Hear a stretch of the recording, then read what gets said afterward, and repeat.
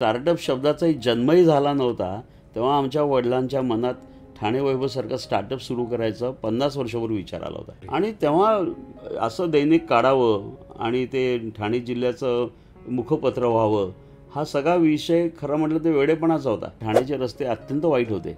म्हणजे ते रिक्षातनं आम्ही जेव्हा पान न्यायचं आणि एक एक पान साधारणपणे 40 ते 50 किलोचं ते खड्ड्यात गेलं तर ते संपूर्ण खिळ्यांचा अक्षरशः चिवडा व्हायचा आणि त्या दिवशीचा अंक निघायचा नाही.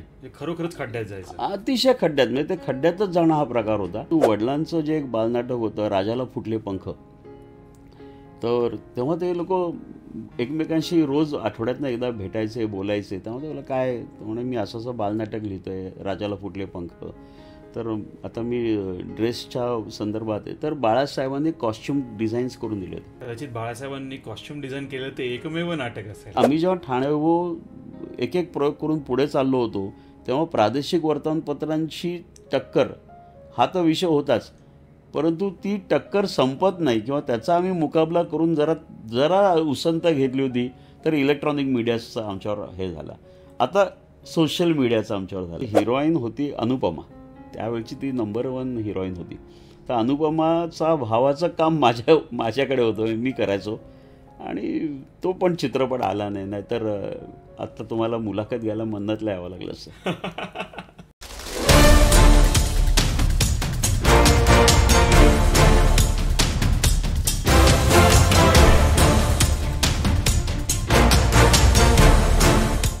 नमस्कार, मी मनीष पंडित यशोगाथा पॉडकास्टमध्ये तुमचं मनपूर्वक स्वागत करतो. यशोगाथा पॉडकास्टमध्ये आज आपण एका अशा व्यक्तिमत्वाला भेटणार आहोत ज्यांनी लोकशाहीचा चौथा स्तंभ वाढवला, ठाण्यात वृद्धिंगत केला. आपण भेटणार आहोत ठाणे वैभवच्या संपादकांना, श्री मिलिंद वल्लाळ यांना. 25 ऑगस्ट 1975 रोजी ठाणे वैभवची स्थापना झाली. त्यांचे वडील नरेंद्र वल्लाळ आणि त्यांच्या आई कुमुदिनी वल्लाळ या दोघांनी मिळून हा पेपर सुरू केला. या वृत्तपत्राची स्थापना अशा वेळी झाली ज्यावेळी ठाण्यात महाराष्ट्र टाइम्स आणि लोकसत्तासारखे मोठे पेपर होते. अशा वेळी एखादं लोकल वृत्तपत्र असावं. युरोपियन देशात काउंटी वृत्तपत्र जी चालतात त्या धर्तीवर ठाण्यातही असं एक वृत्तपत्र असावं असं स्वप्न घेऊन नरेंद्र वल्लाळजींनी या पेपरची स्थापना केली. हे वृत्तपत्र आता 50 वर्ष पूर्ण करत आहेत. त्यामुळे हा एपिसोड खास ठाणे वैभवसाठी, हा एपिसोड खास ठाणे वैभवची 50 वर्ष साजरी करण्यासाठी. आपण बोलूया मिलिंद वल्लाळ सरांबरोबर. नमस्कार मिलिंद सर. नमस्कार. नमस्कार. कसे आहात सर तुम्ही? एकदम मस्त. ठाणे वैभवला सर 50 वर्ष पूर्ण होत आहेत, त्याबद्दल आपण बोलूया. ठाणं मागच्या 50 वर्षात खूप वाढलं.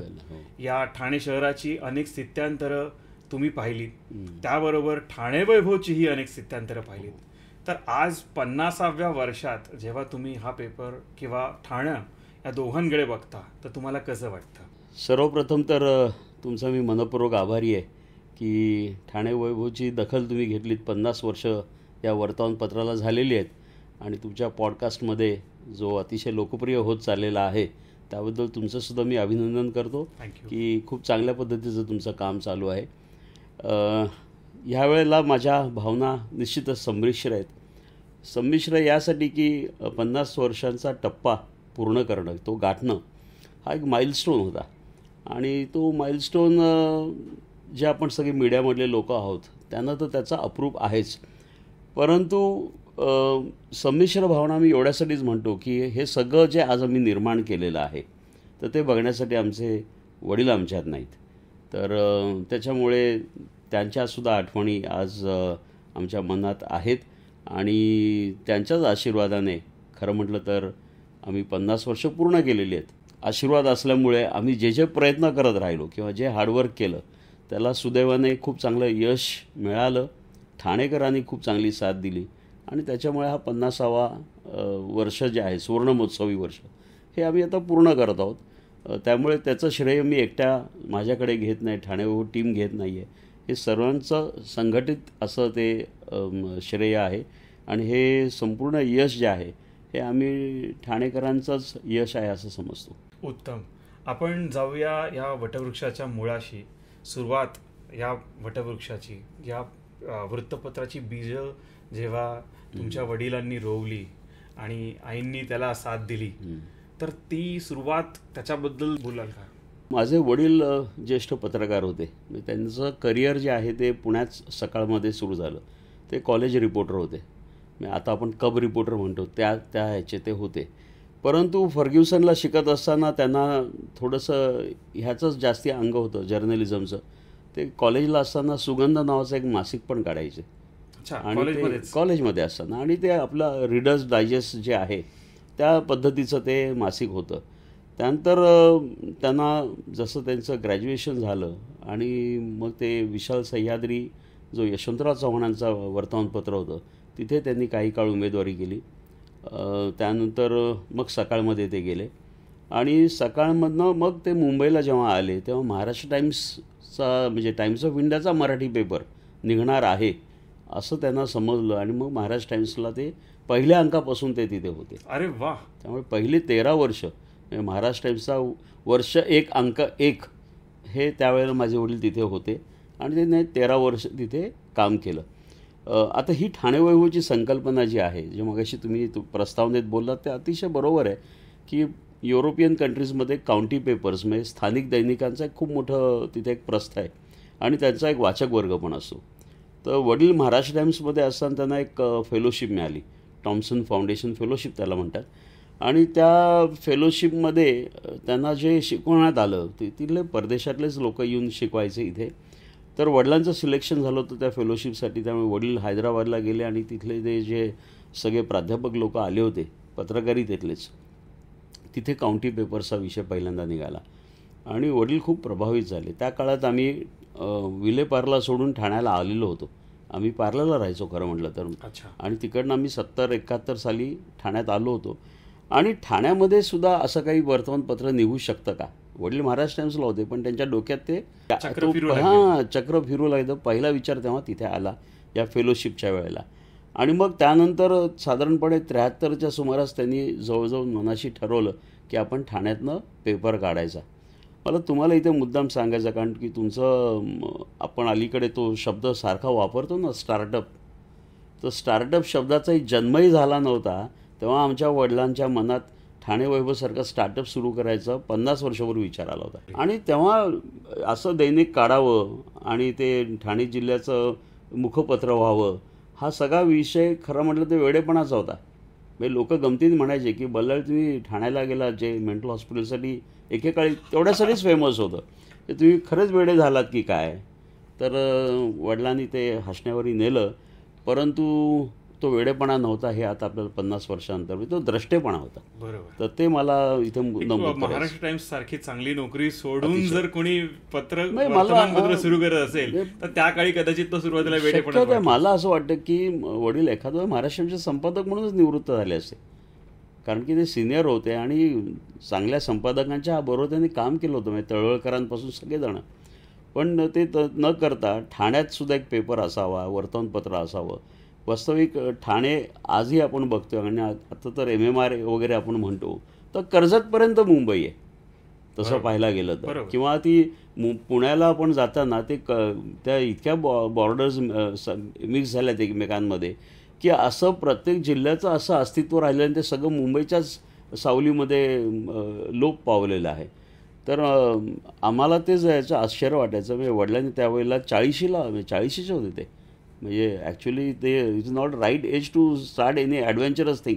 पण त्यांनी ते केलं आणि ते मिसॲडव्हेंचर झालं नाही. सुरुवातीला डेफिनेटली झालं, त्याचे फार वाईट अनुभव पण आम्हाला आले. म्हणजे we have gone through tremendous crisis. म्हणजे आज जे आपण ठाणे वैभव बघतोय ते ठाणे वैभव असं तसं नाही आहे, काल परवाचं नाही आहे. म्हणजे आपण बिझनेसमध्ये गेस्टेशन पिरियड वगैरे म्हणतो तर तो 19 वर्ष होता हो. वडील 19वा वर्धापन दिन करून त्यानंतर ते वारले. तर 20वा वर्धापन दिनाला ते नव्हते. तेव्हापासून मी जेव्हा सूत्र घेतली तर तो 30-31 वर्षाचा प्रवास जो आहे ना तो पण फार किचकट होता. म्हणून मला नेहमी तुमच्या प्रश्नात सुद्धा तो आला की मुंबईसारख्या जवळ किंवा वेशीवर असलेल्या शहरात वर्तमानपत्र चालेल का? तर ते चालेल आणि ते चांगल्या पद्धतीने पण चालतं with all the ethics intact. तुम्ही पत्रकारितेतले जे काही तुम्हाला एथिक्स आहेत ते सांभाळून तुम्हाला पत्रकारिता करता येते आणि ते पत्रकारिता यशस्वी पण होऊ शकते प्रोव्हायडेड तुमची कन्सिस्टन्सी, तुमची एक सचोटी, तुमचं इंटिग्रिटी ही फार महत्त्वाची आहे. आणि बेसिकली तुम्ही या क्षेत्रामध्ये एवढे चॅलेंजेस आहेत, त्यात कुठच्या चॅलेंजला न डगमगता, कारण सगळे चॅलेंजेस आहेत, टेक्निकल आहेत, पॉलिटिकल आहेत, सामाजिक आहेत, आर्थिक आहेत, पण त्या प्रत्येक चॅलेंजेसना जर तुमच्यात क्लॅरिटी असेल तर तुम्ही डेफिनेटली मार्ग काढू शकता. आणि म्हणून मग आम्ही जे आता आमचा एक हा सगळा प्रवास आम्ही पुस्तक रूपाने लिहिणार आहोत, तर त्याच्यात मी छापता हे नाव वडिलांनीच ठरवलं होतं. ते त्यांना लिहायचं होतं खरं, ते लिहू शकले नाही, ते अचानक गेले 95 साली. परंतु ते पुस्तक लिहिताना मग ते छापता याच नावाने आम्ही आता ते प्रकाशित करू. आणि त्याच्यात खाली मी अशी एक ओळी लिहिली की कहाणी सावलीत जन्मलेल्या वृक्षाची. क्या बात आहे, क्या बात आहे. त्यामुळे ही मुंबईच्या सावलीत अशा पद्धतीचं काय. आणि मगाशी तुम्ही म्हणालात ते बरोबर आहे की प्रादेशिक वर्तमानपत्रांवर दररोज सकाळी 4 वाजता उठून टक्कर घेणं तसं सोपं नाही. पण आम्हाला, म्हणूनच मी ठाणेकरांचं विशेष कृतज्ञतापूर्वक करतो की त्यांनी आम्हाला या सगळ्या क्रायसिसमध्ये आमच्या पाठीशी ते राहिले. त्यांनी आपला पेपर म्हणून ठाणे वैभवकडे पाहिलं. हे मला असं वाटतं ह्या 50 वर्षाचं गमक आहे. पण जेव्हा पेपर सुरू झाला तेव्हा तुम्ही किती वर्षाचे होतात? मी 6वीत होतो. 6वी. हां, मी बेसिकली तुम्हाला सांगतो की घरात, म्हणजे आमच्या दिवाणखान्यात प्रेस सुरू झाला होता. अच्छा. हां, म्हणजे ते त्यावेळेचे जे खिळे वगैरे असतात ना, ते खिळे जुळवून आम्ही काम करायचो. आणि 15 ते 20 माणसं आमच्या घरात दिवाणखान्यात दिवसभर असायचे. आणि ती सगळी पानं, ती खिळे जुळवून आम्ही ते छापायला घेऊन जायचो. स्टेशनजवळ एक जयभारत प्रिंटिंग प्रेस होता. आणि तेव्हा ठाण्याचे रस्ते अत्यंत वाईट होते. म्हणजे ते रिक्षातनं आम्ही जेव्हा पान न्यायचं, आणि एक पान साधारणपणे 40 ते 50 किलोचं, ते खड्ड्यात गेलं तर ते संपूर्ण खिळ्यांचा अक्षरशः चिवडा व्हायचा. आणि त्या दिवशीचा अंक निघायचा नाही. खरोखरच खड्ड्यात जायचं, अतिशय खड्ड्यात. म्हणजे ते खड्ड्यातच जाणं हा प्रकार होता. विजेचा पुरवठा अतिशय अनियमित होता. त्यामुळे अनेक संकटं होती त्या काळात. परंतु आम्ही ते 6वीत मी असताना हे सगळं मी तो प्रवास बघितला. पण मी पण तिकडे थोडासा आकर्षित होत गेलो. आणि मग मला असं वाटलं होतं की मी सुद्धा ह्या क्षेत्रातच काहीतरी करावं. त्यामुळे मी जेव्हा शालांत 10वी झालो तेव्हा मला असं वाटलं की आपण काय करूया. तर पहिल्यांदा खरं म्हटलं तर माझं कल जो होता तो मेडिसिनला जायचा होता. आणि मला मार्कही 10वीला बरे होते. परंतु तरी देखील त्या चांगल्या मार्कांवर मला ते जमलं असतं. मी एखाद्या वेळा झालो असतो डॉक्टर. पण मी प्रिंटिंग टेक्नॉलॉजीला गेलो. जे स्कूल ऑफ आर्ट्सच्या प्रिमायसेसमध्येच ते कॉलेज आहे, गव्हर्नमेंटचं कॉलेज आहे. तर तिथे मी ॲडमिशन घेतली आणि मला गोल्ड मेडल पण मिळालं त्यात. मी पहिला आलो. परंतु हां, धन्यवाद. पण विषय असा होता की मला असं वाटलं होतं आणि तेव्हा की बाबा आपण वडिलांचं, कारण वडील प्रथितयश साहित्यिक होते, विनोदी लेखन करायचे, बालनाटककार होते, महाराष्ट्र टाईम्ससारख्या नोकरी ह्याच्यातनं बाहेर आलेले. त्यामुळे आपण काय, I will not be a match as far as a journalist is concern. त्यामुळे आपण आपलं टेक्निकल सांभाळू, पडद्यामागे आपण राहू, हा माझा खरं सुरुवातीचा प्लॅन ए होता. परंतु वडील अचानक गेल्यामुळे मी पत्रकारितेत, अर्थात वडील असतानासुद्धा थोडं लिहायला लागलो होतो. जे विनोदी सदर आहे ते त्यांनी काही वाचलेली आहेत माझी सुरुवातीची, कारण ते उत्तम विनोदी लेखक होते.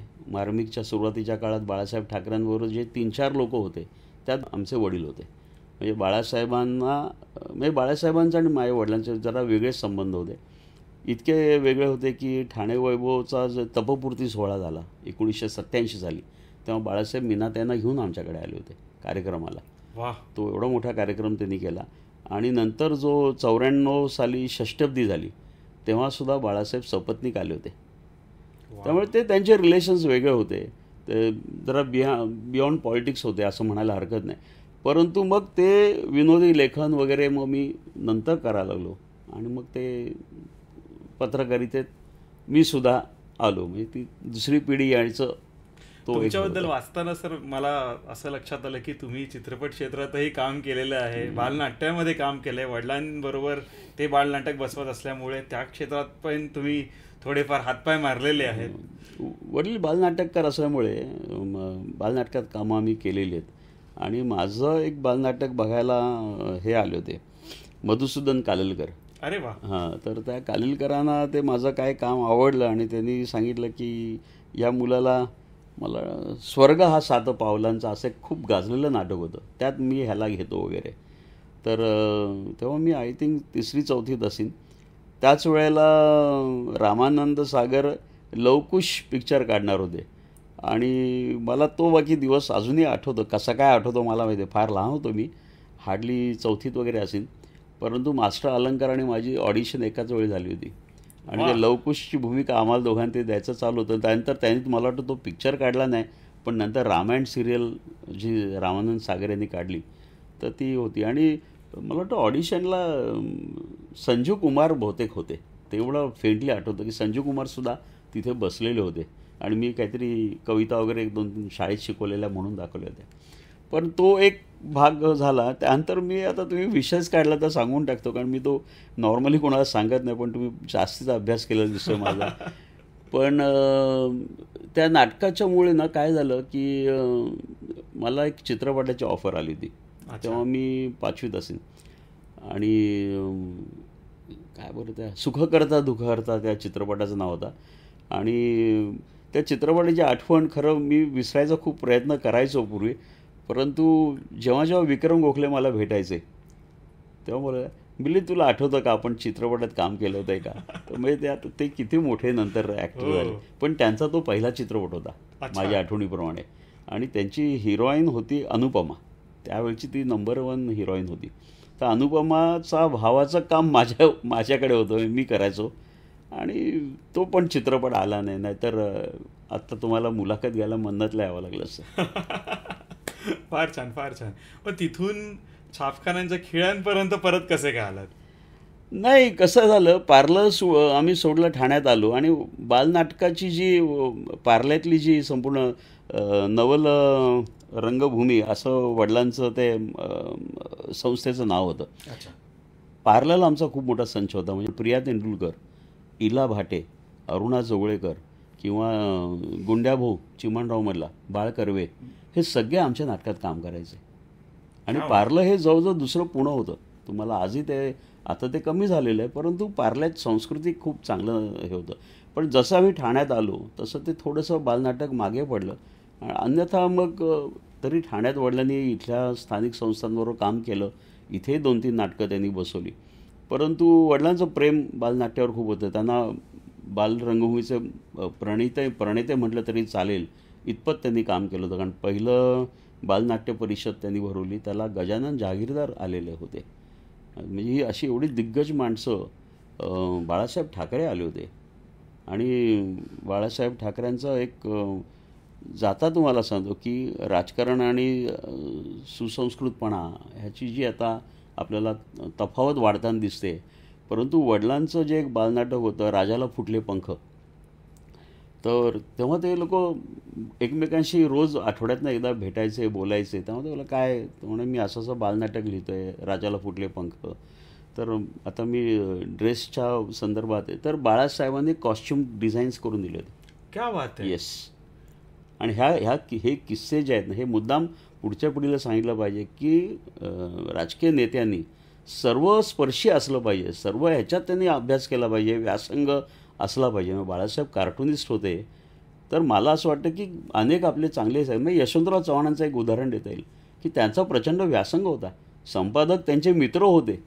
तर मला असं वाटतं ही देवाणघेवाण जी आहे ना, ही खरं आजच्या राजकीय पुढाऱ्यांनी पण ती जरा थोडीशी जर जोपासली तर आपल्याला जो आता एक सर्वसामान्य लोकांमध्ये जो एक राजकारण्यांबद्दल किंवा राजकारणाचा जो दर्जा घसरत चालला, ही जी एक टीका आहे ना, ती कमी होईल. कारण की आपण जी भाषा बोलतो आहे, सर्वसामान्य माणसं, मध्यमवर्गीय माणसं, गोरगरीब माणसं, ती भाषा आणि पुढाऱ्यांची भाषा, विचार ह्यात खूप तफावत द्यायला लागला. ह्याचं कारण असं की मला असं वाटतं की तो कुठेतरी तो मिसिंग लिंक जी आहे, सांस्कृतिक नाळ, ती नाळ तुटणं हे चांगली गोष्ट नाही आहे. पण हे उदाहरण मी तुम्हाला मुद्दाम ह्यासाठी देतो की बाळासाहेबांनी डिझाईन्स पण केलेले आहेत नाटकाची.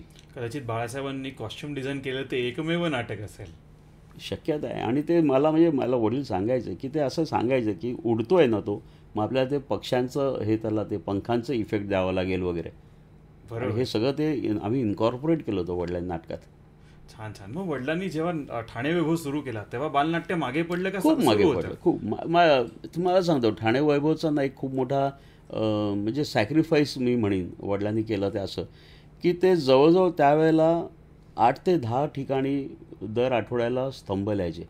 विनोदी स्तंभ लिहायचे. म्हणजे श्री साप्ताहिक त्यावेळी खूप प्रसिद्ध होतं. आमच्या घरी यायचं सर. प्रभंजन परी, मार्मिक आणि दिवाळी अंक, आवाज, हा वर्षानुवर्ष म्हणजे वडील तिथे विनोदी कथा लिहायचे. तर वडिलांचं विनोदी लेखन कमी झालं ठाणे वैभवमुळे, कारण त्यांना पूर्ण वेळ तिथे द्यावं लागलं. तिथल्या संकटही खूप होती, आव्हानं फार होती, ते मागे पडलं. बालनाटक मागे पडलं. वडिलांना एखाद वेळेला थोडंसं मला जे माझ्या आईकडनं कळतं ते असं की वडिलांना चित्रपटाबद्दल प्रचंड आकर्षण होतं, आणि खास करून राज कपूरचा त्यांच्यावर जबरदस्त पगडा होता. त्यामुळे एक शोमॅन जो म्हणतो ना आपण, तर ती वृत्ती वडिलांमध्ये आमच्या खूप होती. वडिलांना चित्रपटांबद्दल विशेष आकर्षण होतं. की लाखाची गोष्ट नावाचा एक राजा परांजपेंचा चित्रपट होता, त्याला माझे वडील असिस्टंट डायरेक्टर होते. क्या बात आहे. त्याच्यामुळे एखाद वेळेला ते त्या क्षेत्रात गेले असते, पुण्यात जर राहिले असते तर, पण ते पुण्यातनं मुंबईत आले आणि मग पत्रकारितेत आले.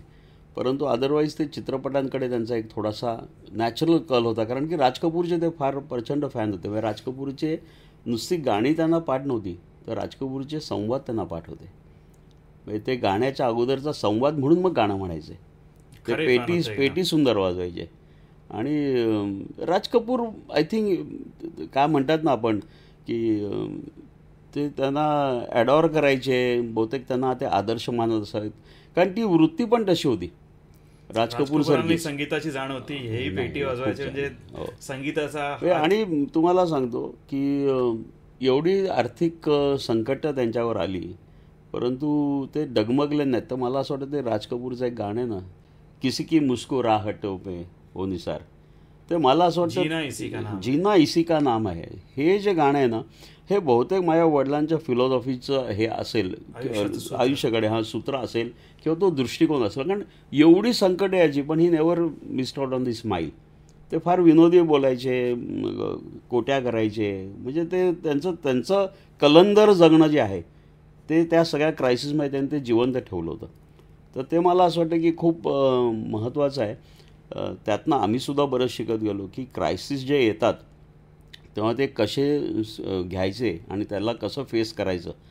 असं आहे की तुम्ही जेव्हा हेतू तुमचा प्रामाणिक असेल ना, तर तो तुम्हाला भले तो रिझल्ट थोडा उशिरा मिळेल. आमच्या बाबतीत तर वडिलांना 19 वर्ष थांबावं लागलं, किंबहुना वडील जाईपर्यंत आम्हाला यश मिळालंच नाही. म्हणून मी त्या पुस्तकात म्हटलं की यश ह्या 2 अक्षरी शब्दाने आम्हाला 2 दशकं हुलकावणी दिली. म्हणजे आम्हाला गेस्टेशन पिरियड मग आपण बिझनेसमध्ये म्हणतो 3 वर्ष 4 वर्ष, पण इट वॉज 19 इयर्स. म्हणजे 20व्या वर्षी जेव्हा मी घेतलं त्यानंतरसुद्धा मला 3 वर्ष सगळे बॅकलॉग्स पहिले लोन्सचे वगैरे भरून काढणं, हे सगळं करून मी 25वा वर्धापन दिन जरा मी म्हणेन स्टेबल झाला आमचा. आणि त्यानंतर we are not look back. म्हणजे आम्ही खूपच प्रयोग केले आणि ते सतत करत राहतो. आजही आमची प्रयोगशीलता चालूच आहे. परंतु हे सगळं करताना जे एक वातावरण लागतं ना, की एक थोडं स्थैर्य लागतं, स्टेबिलिटी लागते, ती बाकी आम्हाला तेव्हा नव्हती. म्हणजे मला तर नवीन प्रयोग करताना तर it was always a big risk. म्हणजे वडिलांनी पेपर काढला, that was risky. Me colour printing सुरू केलं, ते पण रिस्कीच होतं की हे मी करतो आहे खरं, पण मला हे सगळं खर्च कसं काय आपण गणित जमवणार आहोत. परंतु मला असं वाटतं की ठाणेकरांनी, जाहिरातदारांनी त्यावेळेला मला खंबीर एक किंवा माझ्यावर विश्वास टाकला. आय वुड से माझी फेस व्हॅल्यू जी होती, काय असं मी पैसा कमवलं नसेल, पण काइंड ऑफ गुडविल आम्ही जी कमवली, जी पुण्याई होती, ती प्रचंड होती. की बल्लाळांकडे तुम्ही काम देताय ना, मग ते 100% होणार. की बल्लाळ लोक हे असेत, बल्लाळ ते तसे वाकड्यात शिरणारे नाहीत. जर्नलिझममध्ये मला उपद्रव मूल्य पण होतंच की, पण उपद्रव मूल्य नाही वापरलं आम्ही, आणि ते वापरायची इच्छा पण नाही. 3ऱ्या पिढीलाही सांगितलं की आपण विल कॉल स्पेड अ स्पेड, परंतु कोणीतरी सांगितलं त्याला असं म्हणतात आपण नाही. आपण आपलं रॅशनल वापरलं पाहिजे, लॉजिक वापरलं पाहिजे की हे कशासाठी आपण टीका करतो आहे. त्याच्यामुळे त्या सगळ्या जी संपूर्ण जी घडी आहे, प्रिन्सिपल्स आहेत, ती सगळी आम्ही वडील गेल्यानंतर आम्ही नवीन निर्माण केली, फायनान्शियल डिसिप्लिन पाळलं, आणि त्यातनं आम्ही आता इथपर्यंत आलो. वडील गेल्यानंतरचा जो सुरुवातीचा काळ होता, तुम्ही सांगितलं की 25व्या वर्धापना दिनापर्यंत अगदी स्ट्रगल होतं. मग या काळात हे जे बदल करावे इतकं रिस्क घ्यावं असं वाटलं कसं तुम्हाला? नाही, त्याला गत्यंतर नव्हतं. कारण कसं मी तुम्हाला सांगतो, आता तुम्हाला काही एक उदाहरणं सांगतो की दर सोमवारी आम्ही सुट्टी घ्यायचो, रविवारी आम्ही सुट्टी घ्यायचो, त्यामुळे सोमवारी अंक निघायचा नाही. मग मी ठरवलं असं नाही करून जाणं, आपलं दैनिक आहे. त्यामुळे पहिला बदल मी काय केला असेल तर रविवारी पण आपण चालू ठेवायचा आणि सोमवारचा अंक काढायचा. त्याच्यामुळे सोमवारचा अंक सुरू झाला. मग आता सोमवारचा अंक सुरू झाल्यावर आठवड्यातला पहिला दिवस मग आपला तो अंक जरा लोकांच्या पटकन चांगला लक्षात राहावा किंवा आपल्याला काही करता येईल का त्यात. मग कलर आम्ही सुरू केला. त्यावेळेला स्थानिक दैनिकं ब्लॅक अँड व्हाईटच छापली जायची आणि इतकी ब्लॅक अँड व्हाईट छापली जायची की हाताला काळा रंग लागायचा तुम्ही पेपर विकत घेतल्यावर. 20 पैसे 25 पैशांपासून सुरुवात आम्ही केली होती, ते 4 रुपयाला आता आज आम्ही ठाणेवर विकतो. आणि आमचा गेल्या वर्षीचा अंक वर्धापन दिनाचा 150 पानांचा आहे. आणि ही संपूर्ण मशिनरी, हा सगळा सेटअप बिल्ड करायला आम्हाला इतका काळ लागला. परंतु हे सगळे प्रयोग जे आहेत, हे सगळे प्रयोग रिस्कीच होते. सोमवारचा अंक काढायचा, त्या जाहिराती नाहीच. त्यामुळे तो अंक काढतो म्हणजे मी आणखीन 4 सोमवारचा खर्च वाढवतो आहे. आणि त्यावेळेला हा प्रत्येक खर्च जो होता हा भयंकर मोठा वाटायचा आम्हाला. त्यानंतर मी एक खूप विलक्षण प्रयोग केला, जो आम्ही सगळ्यांना सांगतो की काही वेळेला कसं असतं की काही आयडियाज सुचतात आणि आमच्याकडे तो सतत माझं टेबल जे आहे ना, त्या टेबलावर तुम्हाला असे बरेच कागद दिसतील की त्यात वेगवेगळ्या स्कीम्स, वेगवेगळे आयडियाज मी लिहिलेले असतात. संध्याकाळी तुम्ही ते कचरा टोपलीत पण बघाल पडलेले असतात. एक आयडिया आम्हाला अशी सुचली की बाबा ठाण्याचं आपल्याला जर आयडेंटिटी आपण वेगळी निर्माण करतो आहे तर इथल्या दुकानदारांसाठी आपण काहीतरी करूया का, की जे आपले नंतर जाहिरातदार पण होतील. मग आपण ते काय करू, तर ते दुकानदार जे आहेत ते साधारणपणे दसरा दिवाळीच्या सुमारास हँडबिल्स काढतात. मग मी ते सगळे हँडबिल्स स्टडी केले, हँडबिल्सचं कॉस्टिंग काढलं. मग मी असं एक माझ्या लक्षात आलं की आपण त्यांना अशी ऑफर दिली तर की असे हँडबिल्स तुम्ही काढाल, ते पेपरमधनं पडतील, ते कोणी वाचत नाही, तुमचा तो हँडबिलचा खर्च वाया जाईल. त्याच्याऐवजी सगळे हँडबिल्स असे समजा एक 20 हँडबिल्स असे आपल्याकडे दुकानदार आहेत की जे हँडबिल्सच्याच माध्यमातून जातात, तर त्यांचं जर आपण एक पेपर काढला एकत्रितपणे आणि तो एक 50,000 कॉपीज काढल्या, कारण हँडबिल्स तो कधी काढणार 10,000 20,000, तर त्याला आपण सांगूया की तू एकत्र आपण करूया आणि आपण घरोघरी ते पोचू. हिंदी भाषिकांकडे पण जाईल, इंग्रजी वर्तमानपत्र घेणाऱ्याच्याही घरी जाईल. आणि ठाणे वैभवचं पहिलं शॉपिंग सप्लिमेंट 50,000 कॉपीज मी काढलं आणि ते रंगीत काढलं पूर्ण. बरं, त्यात नुसत्या जाहिराती नाही छापल्या. तर दिवाळीचे दिवस होते, मग करंजी कशी करायची, करंजीचे किती प्रकार असतील किंवा आणि मुलांसाठी काय कंदील आहेत, अमुक आहेत. म्हणजे थोडं वाचनीय ठेवल्यामुळे तो अंक खाली पडला तरी तो उचलला जाईल. आणि ते हँडबिल्सचं जे कचरा व्हायचा त्याच्याऐवजी ते हँडबिल्स तुमच्या वर्तमानपत्राच्या फॉर्मॅटमधून जातील. आणि त्याला इतका प्रचंड रिस्पॉन्स मिळाला. आम्ही तो प्रयोग 2 वर्ष केला आणि माझा खूप कॉन्फिडन्स त्याच्यामुळे वाढला की अरे येस, आपण काही नवीन केलं तर हे ॲक्सेप्ट पण होतं आहे.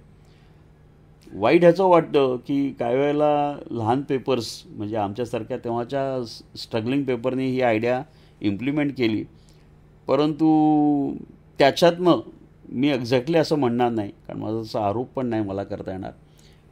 परंतु मुंबईच्या पुरवण्या ज्या आता ठाणे प्लस वगैरे निघतात किंवा ठाणे वृत्तांत वगैरे किंवा या सगळ्या निघतात, तर त्याचं कुठेतरी तो जर्म तिथे त्या लोकांना तो सापडला की अरे हे आहे की ठाणं मार्केट हे वेगळं आहे. ठाण्यातल्या दुकानदाराला मालाडमधल्या ग्राहकाची गरज नाही आहे, पण जो रेट आहे तो मालाडचा पण आपण कॅल्क्युलेट केलेला आहे. त्यामुळे आपण कमी दरात जाहिरात छापू आणि मग ते पुरवण्यांचं गणित इथे सुरू झालं. त्यामुळे मी प्रयोग केला, परंतु मी पुन्हा माझ्यासाठी एक नवीन आव्हान पण तेव्हा निर्माण करून ठेवलं. मग अशी आव्हानं आपण निर्माण करतो आहे म्हणून आपण डगमगून जायचं नाही. तर आणखीन मग पुढे काय करता येईल, मग आणखीन काय करता येईल. मग आम्ही ठिकठिकाणच्या सप्लिमेंट सुरू केल्या. मी म्हटलं जर मुंबईचे पेपर ठाणे पुरवणी करत असतील तर मग ठाणे वैभवनी काय केलं पाहिजे, ठाणे वैभवनी कळवा पुरवणी केली पाहिजे. क्या बात आहे. ठाणे वैभवनी कासारवळी पुरवणी केली पाहिजे, ठाणे वैभवनी बाळकून पुरवणी केली पाहिजे. तर I will become hyper local. पण मी सोडणार नाही आणि आम्ही ते पण करायचो आणि तेही केलं आणि तेही यशस्वी करून दाखवलं. आता म्हटलं तुम्ही काय करा, आता अजून लोकल करणार असं तर मग मला बाबा कडवा गल्ली, मग काहीतरी सावरकर नगर वगैरे अशा पुरवण्या कराव्या लागतील. पण तसं काही करायची वेळ आली नाही. मुंबईच्या पेपर्सचे पण त्यांचे लिमिटेशन्स आहेत. त्यांच्याशी आम्ही कधीच स्पर्धा केलेली नाही. त्यांना आम्ही स्पर्धक मानत नाही.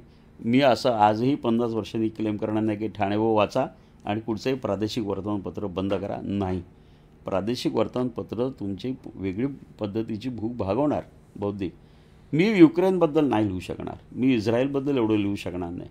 मी शाही धरणाबद्दल लिहू शकेन, मी भातसा धरणाची उंची किती असावी, ठाण्याचं मेट्रो स्टेशन कुठे असावं, किंवा पाण्याची काय व्यवस्था असावी, TMTला बसेस किती पाहिजे आहेत, किंवा मला असं वाटतं की ठाणे स्मार्ट सिटीच्या दिशेने चाललंय आणि अशा वेळी असा एक आवाज जो ठाण्याबद्दल बोलेल फारच गरजेचा आहे. आणि ती पोकळी कुठेतरी मला वाटतं की तुम्ही भरून काढता आहात.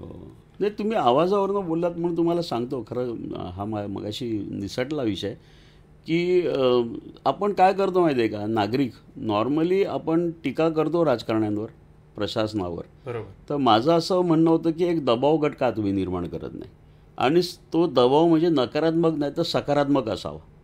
त्यामुळे positive pressure can be also built. आणि त्याच्यातनं सिटिझन फोरमची संकल्पना आली.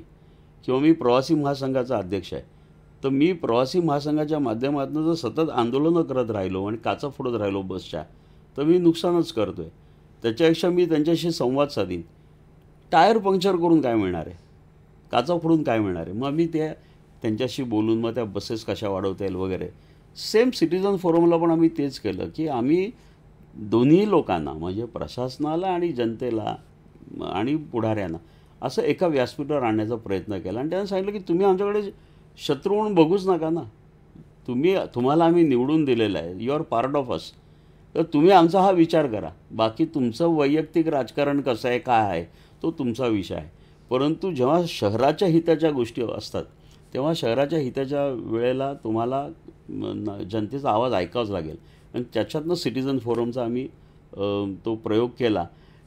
थोडंसं खंत आहे मला की ती कल्पना खूप चांगली आहे, परंतु त्यात सहभाग जो असतो ना जनतेचा तो जर वाढवत गेला तर. पण आता काय झालं की प्रत्येक गोष्टीकडे आता आपण जेव्हा अशा व्यासपीठांकडे बघतो तेव्हा तिथे कुठेतरी राजकीय वास पण यायला लागतो. काही वेळेला राजकारणीसुद्धा काही वेळेला नकळत असे येत असतात. त्यामुळे जनतेचा पण तो विश्वास तुम्हाला संपादन करावा लागतो. आणि मग सिटिझन फोरमचा जो कोण प्रमुख असेल किंवा प्रमुख लोक असतील तर त्या लोकांनी तिची फार काळजी घ्यायची असते की आम्ही राजकारणात नाही, आम्ही फक्त ह्या संदर्भातच आहोत.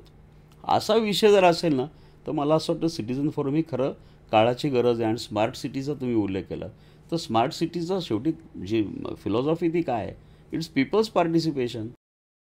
पीपल्स पार्टिसिपेशन जोपर्यंत होत नाही तोपर्यंत त्या ड्रॉइंग बोर्डवर त्या योजना आखल्या जातील, इंजिनियर्स आखतील, नियोजनकर्ते आखतील, त्याला पब्लिक सेंटिमेंटचं हे असेल बॅकअप असेल का, तो अनेकदा नसतो. आणि याचं कारण असं की दॅज अ डिफरन्स.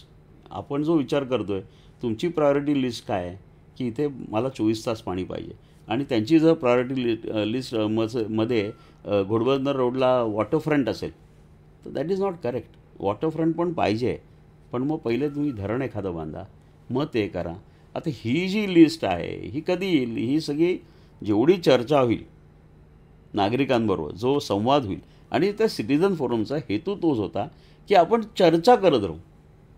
इनफॅक्ट मी त्यांना असंही सजेस्ट केलं होतं, आणि मी आजही आयुक्तांशी जेव्हा बोलतो त्यांना सांगतो की प्रत्येक प्रभाग समितीमध्ये एक तुमचं ALM म्हणजे ॲडव्हान्स लोकॅलिटी मॅनेजमेंटसारखं एक सेल पाहिजे, जिथे लोक येतील आणि त्यात सहभागी होतील. तुम्ही छोट्या छोट्या योजना द्या ना लोकांना, त्यात सहभागी व्हायला सांगा ना, आनंदाने लोक सहभागी. तो जो गॅप येतो आहे ना की महापालिका ही वेगळी आहे, आपण वेगळे आहोत, पुढारी वेगळे आहेत, आपण सगळे एका पेजवर आणू शकतो.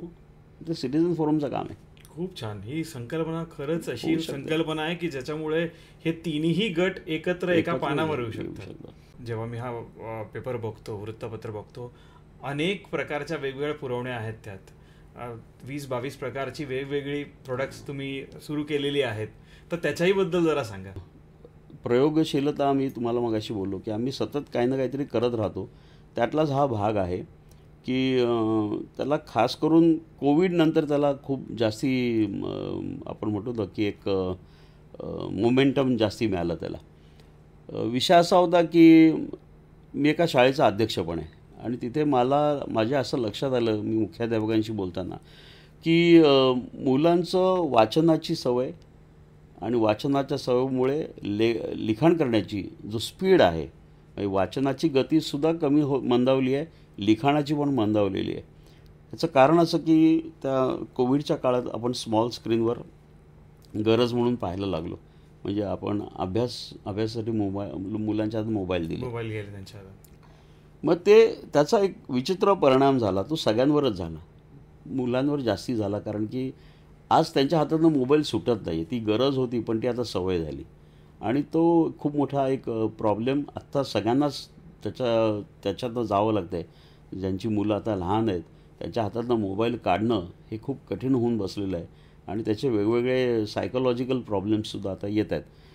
आम्ही म्हटलं, मी माझ्या ऑफिसमध्ये म्हणजे माझा मुलगा जो आहे निखिल आणि त्याची बहीण जुईली, आम्ही तिघंजणं बरेचदा अशी चर्चा करतो की आपल्याला ह्यातनं काय करता येईल.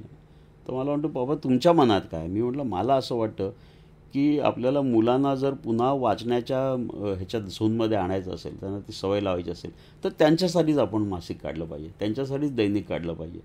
आणि तो प्रयोग आम्ही पहिल्यांदा ठाण्याच्या सरस्वती जी शाळा आहे, मीरा कोरडे आणि सचिन मिराणे वगैरे हे सगळे लोक त्यात आहेत, त्यांच्याकडे आम्ही जेव्हा ही संकल्पना मांडली त्यांनी ते ॲक्सेप्ट केली आणि आज घोडबंदर रोड आणि राबोडी या दोन्ही सरस्वतीमध्ये गेले 4 वर्ष दर महिन्याला त्यांचा पेपर निघतो आणि त्याच्यात मुलं लिहितात, शिक्षक लिहितात.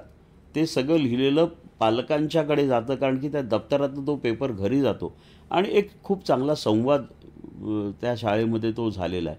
तर शाळेचा हा प्रयोग यशस्वी झाल्यावर आज पार्ले टिळक जी नामवंत नावाजलेली शाळा आहे, तर त्यांचे आम्ही हे करतो. दर्पण नावाचं त्यांचं मासिक गेले 3 वर्ष काढतोय दर महिन्याला. तर शाळांनी बरंच आम्हाला तो प्रयोग आमचा स्वीकारला. असे आमचे ते शालेय सुरू झाला तो प्रयोग. त्यानंतर मँगो टाइम्स जे स्टेशनरीचं ठाण्यातलं दुकान आहे ते लोक करतात. हस्तकला लाईफ महिलांसाठी आम्ही करतो, युवा लाईफ तरुणांसाठी करतो, युवा कट्टा एक आहे. आता मला वाटतं इंडियन मेडिकल असोसिएशनसाठी आम्ही करतो. ठाण्यातले काही वावीकरांसारखे डॉक्टर्स आहेत, त्यांनासुद्धा त्यांच्या पेशंट्सबरोबर एक सतत संवाद साधायचा असो तो आम्ही त्यांना करतो. कसं होतं, डिजिटल इट इज डिजिटल, त्याच्याबद्दल वाद नाही. हे पुन्हा तो स्पर्धेचा भाग आहे जो आपला खरं मला सांगायचा होता तुम्हाला, की आम्ही जेव्हा ठाणे एक प्रयोग करून पुढे चाललो होतो तेव्हा प्रादेशिक वर्तमानपत्रांची टक्कर हा तर विषय होताच, परंतु ती टक्कर संपत नाही किंवा त्याचा आम्ही मुकाबला करून जरा उसंत घेतली होती तर इलेक्ट्रॉनिक मीडियाचा आमच्यावर हे झाला. आता सोशल मीडियाचं आमच्यावर झालं. त्याच्यामुळे मला असं वाटतं, आणि आता आर्टिफिशियल इंटेलिजन्सने काय होणार मला माहीत नाही, तर हा जो आहे ना, हा स्पर्धेचा विषय जो राहणार आहे, एक तर आम्हाला ॲडॉप्ट करावं लागेल. त्यामुळे आम्ही पण आता डिजिटल बरेच आम्ही प्लॅटफॉर्म्स केलेले आहेत. पण मग आम्ही त्याच्याबरोबर प्रिंट मीडिया जी आहे त्याची जी विश्वासार्हता आहे आणि त्याच्याबद्दलचं लोकांचं प्रेम आहे. किती तुम्ही टेक्नोसॅव्ही असलं तरी एक काही जनरेशन्सना हातात पेपर किंवा ती वस्तू घेतल्याशिवाय त्यांना ते आनंद मिळत नाही, समाधान मिळत नाही. असा एक खूप मोठा वर्ग आपल्या समाजात आजही आहे आणि त्यांच्यासाठी मग इंडियन मेडिकल असोसिएशनची आम्ही पुरवणी करतो.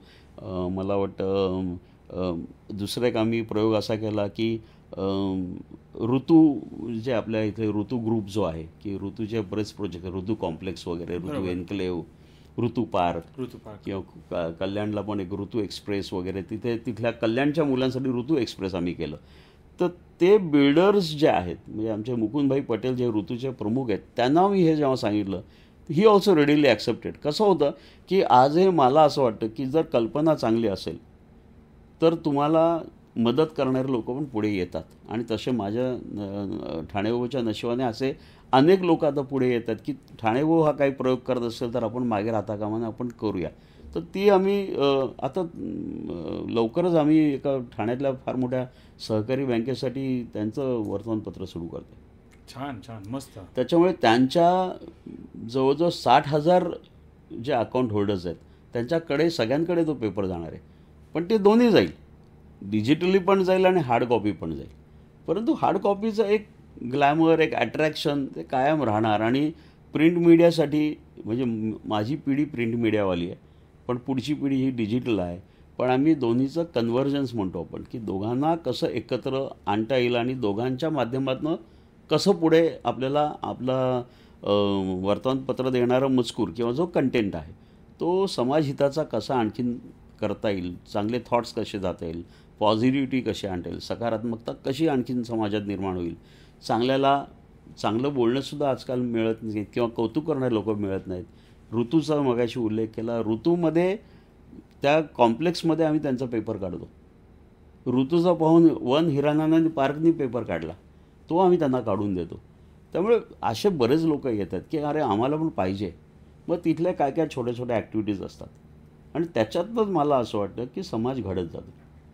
तर समाजाचं जे घडणं जे आहे ते त्याच्यात नाही की बाबा आज मध्ये काहीतरी जर एखादा प्रोजेक्ट चांगला झाला तर तो OHPला पण समजतं की बाबा अरे आपण ह्या करू शकतो का. मग तो एव्हरेस्ट वर्ल्डवाल्याला कळतं. एव्हरेस्ट वर्ल्डवाल्यांच्याकडे तर दिवाळीत आम्ही गेलो तर दिवाळी पहाटला आम्ही कार्यक्रमाला त्यांना सांगितलं मी तुम्हाला एक पान देतो आठवड्यावर. त्यांनी 2 वर्ष आम्ही त्यांचा मजकूर छापायचो सर्व भाषेत. इंग्रजीत काही जण लिहायचे, काही जण हिंदीत लिहायचे, काही मराठीत लिहायचे. पण म्हटलं तुम्ही लिहा, लिहिते राहा, वाचते राहा, म्हणजे मग ते होईल. अर्थात हे काम जे आहे हे ठाणे वैभवचं आम्ही मूळ आमचा हेतू नव्हता, परंतु त्याच्यातनं आम्ही ठाण्याची जी एक आयडेंटिटी आहे किंवा अस्तित्व आहे, अस्मिता असेल, आता अस्मिता हा पॉलिटिकल शब्द आहे, पण आम्ही ती मेंटेन करतो. मला असं वाटतं की कदाचित ही काळाची गरजही आहे. लोकल पेपर पण एका हद्दीपर्यंत लोकल असू शकतो, पण हा जो मायक्रो हायपर लोकल जो तुम्ही शब्द वापरलात त्याप्रमाणे ही कॉन्सेप्ट आहे. आणि जसं तुम्ही म्हटलात की लिहितं राहण्यासाठी हे खूप गरजेचं आहे. आत्ताच आपण इलेक्ट्रॉनिक मीडिया आणि डिजिटल मीडियाबद्दल बोललो, AI बद्दल तुम्ही आत्ता बोलत होता. मला हे विचारायला आवडेल की नवीन पिढी, आता निखिल आणि जुईली पण या क्षेत्रात आलेले आहेत आणि त्यांच्या थॉट प्रोसेसने आता पुढे पेपर जाणार आहे. वृत्तपत्र किंवा ठाणे वैभव आकार घेणार आहे, फक्त वृत्तपत्रापुरतं मर्यादित न राहता. मग याबद्दल तुमचे भविष्याचे प्लॅन्स काही ठरलेत का? हां, म्हणजे डेफिनेटली नेक्स्ट जनरेशन आणि आताच्या नवीन वातावरणाचा ह्याच्याप्रमाणे ते अडॅप्ट करणार स्वतःला. आणि माझा आक्षेप कशाला नसतो, म्हणजे आय एम ओपन. तो एक मला असं वाटतं की मी फार रिजिड पण नसतो.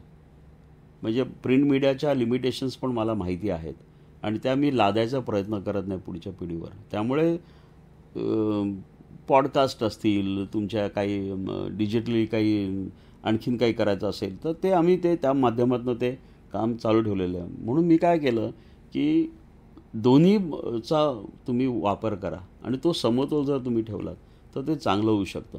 आणि कसं होतं की काम एवढं प्रचंड आहे, तुम्हाला सांगतो की आज ठाण्यासारख्या ठिकाणी आज आपण बघतो आहे की आपल्याला काहीतरी कार्यक्रम सतत द्यावे लागत आहेत.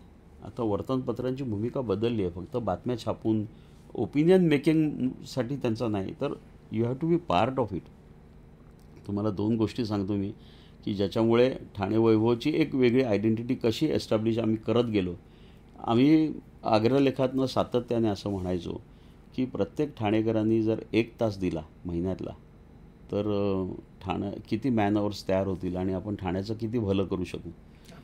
तर आता हा माझा विचार मी अग्रलेखातनं खूपदा मांडला की बाबा एवढं आपण करू शकतो. साधारणपणे एक ते गणितही मांडलं होतं की बाबा समजा एक 20 लाख लोकसंख्या आहे, त्यापैकी 10 लाख मतदार आहेत आणि 50% मतदान होतं.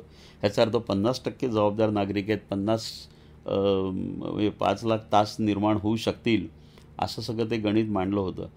आणि त्याच्यातनं आपण काही ना काहीतरी चांगले छोटे छोटे उपक्रम करू शकतो.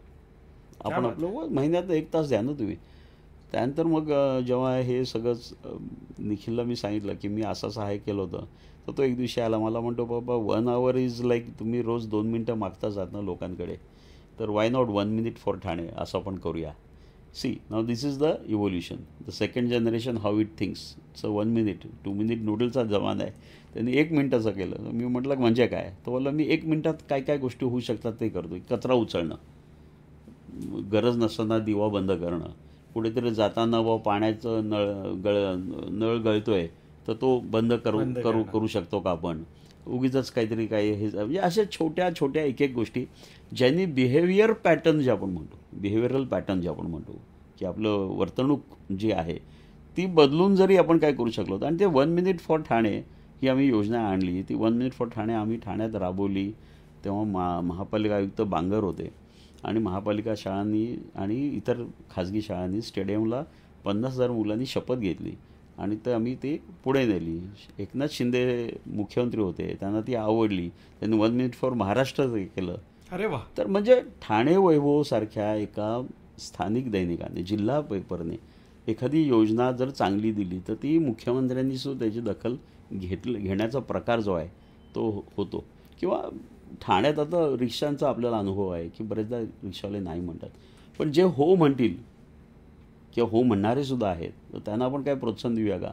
मग आम्ही हो रिक्षा नावाची एक योजना टाकली की जे हो म्हणतील त्यांना आम्ही ग्रोसरी देऊ 300 रुपयाची. हां, मला वाटतं 6-1 महिने आम्ही ती योजना राबवली. तर ते मला असं वाटतं की तुम्ही काहीतरी एक नवीन जर काही केलं तर ते होऊ शकतं. खूप छान थॉट आहे हा. म्हणजे रिक्षावाल्यांची गरज काय आणि आपली गरज काय, ह्या दोघांचा सुंदर समन्वय साधला गेला की एखादा कुटुंब प्रमुख रिक्षा चालवतोय, त्याला जर धान्य मिळालं त्यापेक्षा चांगली गोष्ट नाही. आणि इथे प्रवाशांना जर रिक्षा मिळतीये तर तो एक मस्त बदल या माध्यमातून घडला. बघा, त्यात सुद्धा गंमत आहे. मी हो रिक्षा केली, ग्रोसरी दिली. आज ठाण्यातल्या एका नामवंत मॉलच्या बाहेर रिक्षा व्यवस्थित उभ्या राहतात आणि त्या मॉलमध्ये या रिक्षा चालकांच्या संदर्भात त्यांनाही अशीच काहीतरी योजना त्यांनी दिलेली आहे की ते रिक्षा चालक तिथे गेले तर त्यांना डिस्काउंट मिळतं. बिलकुल. मला असं वाटतं म्हणजे ठाणे व नेहमी योग्य विचार करतो किंवा जरी आमच्याकडे फार मोठी मॅनेजमेंट टीम नसेल, IMA अहमदाबादवाले वगैरे, पण आम्ही लोकांची पल्स ओळखून आहोत, नाडी ओळखून आहोत की ठाण्याला ही गरज आहे आणि अहेड ऑफ टाइम्स आम्ही थिंक करत गेलेलो. म्हणजे एकूण जर बघायला गेलं तर असे बरेच कॉन्सेप्ट्स आहेत. म्हणजे जसं तुम्ही सांगितलं की हायपर लोकल पेपर काढणं किंवा हो रिक्षा, प्रत्येक योजना कुणी ना कुणी पुढे जाऊन वाढवल्या, मोठ्या केल्या. इनडायरेक्टली ही तुमच्यासाठी कौतुकाची थापच म्हणून तुम्ही घ्यायला हवी, कारण या योजना कुणीतरी ठाणे वैभवमध्ये कोणीतरी त्याचा विचार केला, पण त्या एवढ्या ग्लोबली ॲक्सेप्टेबल अशा योजना होत्या. आता ठाणे वैभवच्या 50व्या वर्षाकडे वळूया की 50वं वर्ष तुम्ही साजरा करत आहात. हे वर्ष तुमच्यासाठी खूप महत्वाचं माइलस्टोन वर्ष आहे आणि त्यानिमित्ताने हे पुस्तकही येतं आहे. त्या पुस्तकाबद्दल जरा सांगा की छापता छापता या पुस्तकात आता आम्हाला नवीन काय वाचायला मिळेल. नाही, छापता छापता हे पुस्तक आम्ही 50 वर्षांची संपूर्ण जी ठाणेवची कथा आहे, स्टोरी आहे, ठाणेवचं आत्मचरित्र म्हटलं तरी चालेल, 50 वर्षांचं तसं म्हटलं तरी चालेल. फक्त ते आम्ही लिहितो आहे, म्हणजे आम्ही त्याची मांडणी करतो आहे, कारण की आम्ही ते सगळं जवळनं पाहिलेलं आहे. आणि सुदैवाने आज वडिलांबरोबर आईनी त्यांना खांद्याला खांदा लावून सुरुवातीच्या काळात जी मदत केली होती ती आजही आमच्यात आहे. त्याच्यामुळे काही डिटेल्स वगैरे आहेत ते सगळे आम्हाला त्याच्यामुळे जमवणं सोपं झालं. आणि आम्ही ते छापता छापता हे वडिलांनीच जाहीर केलं होतं नाव. खरं त्यांना ते लिहिता नाही आलं, त्यांचं अचानक निधन झालं. त्याच्यामुळे ते आम्ही पुस्तक करतो आहे. त्यात ती कथा आहे संपूर्णपणे 1975 ते 2025ची. त्यात आपण आता मुलाखतीत जे बरेच काही किस्से सांगितले ते सगळे किस्से आहेतच. त्यावेळेचं राजकीय वातावरण कसं होतं, सामाजिक वातावरण, म्हणजे ते डॉक्युमेंटेशनचा एक भाग आहे की 50 वर्षात ठाणे बदललं, ठाणे वैभव बदललं आणि हा दोन्ही बदल या पुस्तकात मिळतील तुम्हाला. म्हणजे ज्याला ठाण्याचा अभ्यास करायचा आहे पुढे जाऊन काही इतिहासाच्या दृष्टिकोनातून, तर त्याला एखाद्या वेळेला ह्यात काही संदर्भ सापडतील तर ते त्यात आहे. त्यात माझं पत्रकारितेबद्दलचं, बदललेल्या पत्रकारितेबद्दलचं पण विवेचन आहे. आमच्याशी संपर्कात आलेले लोक जे होते त्यांचे बरे वाईट अनुभव ते आम्ही त्यात दिलेले आहेत.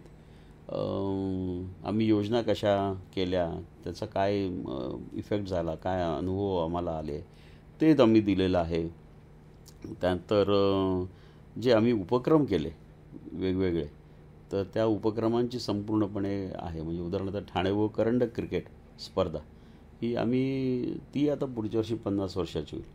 अरे वा. हां, त्यामुळे टाइम्स ऑफ इंडियातनं वडील बाहेर पडले तेव्हा टाइम्समधल्या काही कस्टम्स, काही त्यांच्या सिस्टीम्स, टाइम्स शील्ड सगळं ठाणे व करंडक असावं म्हणून आम्ही ते सुरू केलं. आणि आज आम्ही ते अजूनही चालू ठेवलेलं आहे आणि कॉर्पोरेट विश्वामध्ये ठाणे व करंडकला खूप मान आहे, त्यामुळे ते चालू आहे. आज आम्ही जे प्रयोग केले ज्याचा पुस्तकातसुद्धा समावेश आहे की व्हॅलेंटाईन डे आपण साजरा करतो, तर मग आपण संक्रांत का नाही साजरी करू शकत, असं एक काहीतरी विचार डोक्यात काहीतरी असा येऊन गेला. आणि मग संक्रमण असतं ना सूर्याचं वगैरे, मग आपण सूर्यनमस्कारचं एक करूया का. व्हॅलेंटाईन डे ठीक आहे, पण आपण वाय नॉट हॅव सामूहिक सूर्यनमस्कार. मग आम्ही सामूहिक सूर्यनमस्कार हे तुमचं रेमंडचं जे ग्राउंड आहे ना, तिथे 3000 मुलांनी सूर्यनमस्कार एका वेळी घातले आणि त्यांना आम्ही एकत्र आणलं आणि सूर्यनमस्कार घालून घेतले. आणि खुद्द मुख्यमंत्रीसुद्धा सूर्यनमस्कार ते घालून गेले त्या दिवशी. मला असं वाटतं की चांगले चांगले योजना, चांगले चांगले उपक्रम यांची कुठेतरी एक नोंद व्हावी यासाठी हे पुस्तक आहे. मग प्रवासी संघटनेच्या माध्यमातून आम्ही जे काही काम केलं, आणि हे सगळं तुम्हाला सांगतो की ह्या सगळ्या संस्था आहेत, या संघटना आहेत, हे मला संपादक म्हणून ठाणेबोच्या ही संधी मिळालेली. मग सिटीझन फोरम असेल, प्रवासी महासंघ असेल, म्हणजे प्रवासी महासंघाच्या तर त्याचं काय स्वतःचं मुखपत्र नाही, पण ठाणेबो हे प्रवासी महासंघाचं मुखपत्र आहे. मग त्यातनं आम्ही TMTची काही त्यांच्या अडचणी आहेत त्या कशा मांडल्या, किंवा आम्हाला प्रवासी महासंघाला एका गोष्टीचं श्रेय नक्की घेता येईल की मुंबईच्या BST बसेस ठाण्यात सुरू झाल्या, त्यात प्रवासी महासंघाची भूमिका फार महत्त्वाची आहे, अत्यंत महत्त्वाची आहे. कारण पहिली मीटिंग जी होती ते तेव्हाचे मुंबईचे महापौर राता कदम होते. त्या कदमांबरोबर जी मीटिंग झाली तेव्हा मी आणि ठाण्याचे आमचे काँग्रेसचे नगरसेवक होते BB मोरे, जे पुढे विरोधी पक्षनेते झाले. तर BB मोरे, मी, आमचे साळवी आणि नाईक गुरुजी असे आम्ही 4-5 जणं कदमांना भेटायला गेलो होतो. आणि कदमाने आम्हाला सांगितलं की मला BST बसेस ठाण्यात यायला काही हरकत नाही आहे, मी देतो. मग तिकडनं आम्ही येऊन आनंद दिघ्यांची, कारण आनंद दिघ्यांचं तेव्हा संपूर्णपणे पकड होती, मग आनंद दिघ्यांना सांगितलं. मग आनंद दिघ्यांनी हो म्हटलं आणि मग ती बस शेवटी सुरू झाली. त्यामुळे अशा सगळ्या गोष्टी आहेत ज्यांचा एखाद वेळेला कुठे कोणी नोंद घेणार नाही, तर ती कुठेतरी नोंद घेतली जावी. कारण की जेव्हा बस सेवा सुरू झाली BSTची, तेव्हा मला वाईटही वाटतं आणि गंमतही वाटते की मला निमंत्रणच नव्हतं. अरे बापरे. हां, प्रवासी महासंघाच्या अध्यक्षाला निमंत्रण नव्हतं आणि आमचा काही त्याच्यात उल्लेख पण झाला नव्हता. ते संपूर्णपणे ते आम्ही काम केलं आणि आम्ही फक्त बाजूला झालो, असं झालं ते. परंतु त्यानंतरसुद्धा आम्ही बरंच काम करत राहिलो आणि हे फार अनपेक्षित होतं असं मी म्हणणार नाही. त्यांना त्यांच्या काही कंपल्शन्स असतात, त्यांना त्यांचं क्रेडिट घ्यायचं असतं आणि त्यांनी ते घ्यावं जरूर, कारण की त्यांना मतदारांसमोर जायचं असतं, आम्हाला मतदारांसमोरही जायचं नसतं. त्यामुळे त्याचं दुःख नाही, पण एक बेसिकमध्ये मग आपण म्हणतो ना की थोडंसं आवश्यक आहे. काही गोष्टी खटकल्या, परंतु या गोष्टींचा कुठेतरी उल्लेख आहे. आता उदाहरणार्थ ठाण्यातलं राजकीय वातावरण हे खूप बदललं आहे. पूर्वी कसं होतं राजकीय वातावरण, म्हणजे मला आठवतं आहे, ही काय फार जुनी गोष्ट नाही आहे की आताचे बरेच नेते जे मंत्री होऊन गेले, काही जण केंद्रात पण आता काम करत आहेत, हे सगळेजण आठवड्यातनं 15 दिवसातनं एकदा 20, 25, 50 मिनटं आम्ही फोनवर बोललेलो आहोत. मग ते प्रकाश परांजपे असतील, नाहीतर अगदी वसंत डावखरे असतील, ह्यांच्या आमच्या गाठीभेटी व्हायच्या. मला सांगतो वातावरण किती हेल्दी होतं ठाण्याचं की प्रकाश परांजपे लोकसभेची निवडणूक जिंकले आणि तेव्हा मी टाइम्स ऑफ इंडियात कामाला होतो. म्हणजे मी त्यांचा 18 वर्ष रिपोर्टर होतो बरं का, टाइम्स ऑफ इंडियाचा डिस्ट्रिक्ट करस्पॉन्डंट. तर त्यावेळेला त्यांनी एक असं सदर होतं की day in the life of MP after getting elected. त्यामुळे मी सकाळी 6:15 वाजता प्रकाश परांजपेंच्याकडे गेलो आणि प्रकाश परांजपे सकाळचा पहिला चहा ते स्वतः करायचे. तर त्यांच्या किचनमध्ये बसून आम्ही म्हणजे अशी मुलाखत आणि ते फोटो काढणं वगैरे सगळं असं चालू असताना बेल वाजली आणि हा कुठचा नाट्यमय प्रसंग असा मी अतिरंजित किंवा रंगवलेला नाही. दारात वसंत डावखरे होते, पराभूत उमेदवार, आणि ते हार घेऊन आले होते परांजपेंसाठी. क्या बात. म्हणजे ही जी ठाण्याची जी होती ना संस्कृती राजकीय, politics, very healthy politics, I miss them, म्हणजे मिस इट, की हे आणायला लागेल परत. कारण इलेक्शनपर्यंत ठीक असतं, नंतर तर तू you are on the same हे. त्यामुळे आनंदी वसंतरावकर यांचे संबंध ते तसेच होते की एडीबिडी असं एकीकडे समीकरण होतं. त्यामुळे या सगळ्या गोष्टी ज्या आहेत या गोष्टींचा कुठेतरी डायरेक्टली इनडायरेक्टली एक नोंद या पुस्तकांमध्ये आहे. ॲक्च्युली छापता छापता हे पुस्तक ठाणे वैभवशी रिलेटेड आहे, पण तुम्ही मगाशी जो पॉईंट ब्लँकचा उल्लेख केला दर सोमवारी माझं सदर असं त्याचे 3 खंड पण निघत आहेत. अरे वा. हां, म्हणजे ते 3 खंड म्हणजे गेले मी 20 वर्षात लिहिलेले आर्टिकल्स. आणि कसं होतं की त्या प्रत्येक आर्टिकलमध्ये मी ठाण्याशी त्याची संगती लावलेली आहे, सांगड घातलेली आहे आणि ते सांगड घालून ते लिहिलेलं आहे.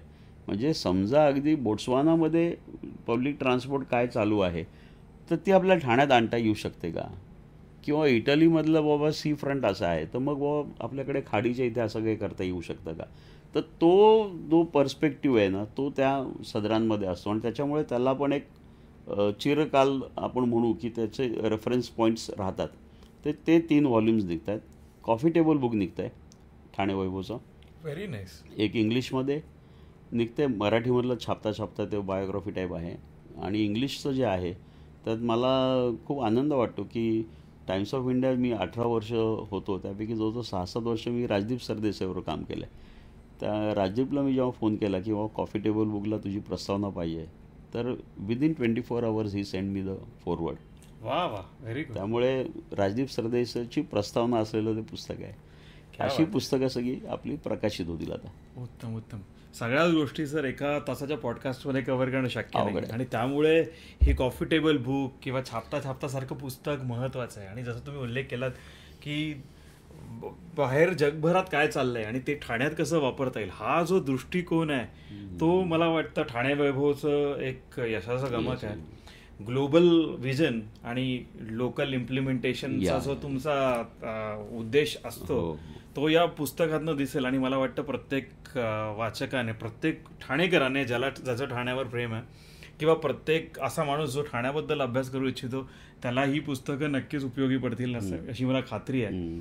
ठाणे वैभवच्या या आत्तापर्यंतच्या प्रवासात सर जे तुम्ही उतार चढाव पाहिलेत त्याचा पूर्ण धांडोळा कदाचित या पुस्तकांमध्ये मिळेल. त्यामुळे या पुस्तकाबद्दल, या सगळ्याच पुस्तकांबद्दल आमची उत्सुकता आहेच. ही पुस्तकं जशी जशी प्रकाशित होतील तशी तशी आमच्यापर्यंत पोहोचावी याचीही व्यवस्था करा आणि आम्ही ती नक्की वाचू, तुम्हाला त्याच्या प्रतिक्रिया नक्की देऊ. अशी प्रतिक्रिया अपेक्षित आहे, कारण कसं आहे की ठाणे वैभव ठाणेकरांचं आहे, ठाणे जिल्ह्याचं आहे. त्यामुळे ही पुस्तकंसुद्धा त्यांचीच आहेत. त्यांनी ती वाचली तर आम्हाला आनंद आहे विशेष. तर ती वाचली जावी. कुमार केतकरांची पण प्रस्तावना आहे. अरे वा. राजीव खांडेकरांची आहे आणि डॉक्टर उदय निरुळकरांची आहे. म्हणजे असे मान्यवरांनी प्रस्तावना लिहिल्या आहेत ज्यांनी ठाण्यावरचा प्रवास खूप जवळनं पाहिला आहे. म्हणजे माझे मित्र जरूर आहेत ते, परंतु त्यांनी प्रवास पाहिलेला आहे. त्यामुळे अतिशय आत्मीयतेने त्यांनी हे सगळं लिहिलेलं आहे.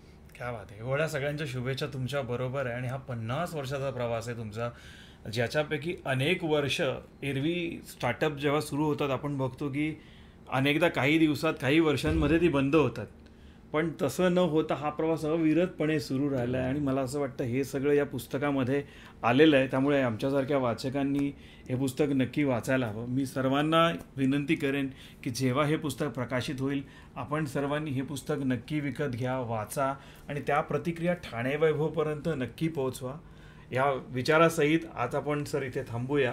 तुम्ही आज इथे आलात, मला वेळ दिलात, यशोगाथा टीमला वेळ दिलात, त्याबद्दल तुमचे मनपूर्वक आभार. थँक्यू. आणि ठाणे वैभवच्या या यशोमय वाटचालीसाठी तुम्हाला परत एकदा शुभेच्छा देतो. धन्यवाद sir. Thank you. Wish you all the best. Thank you.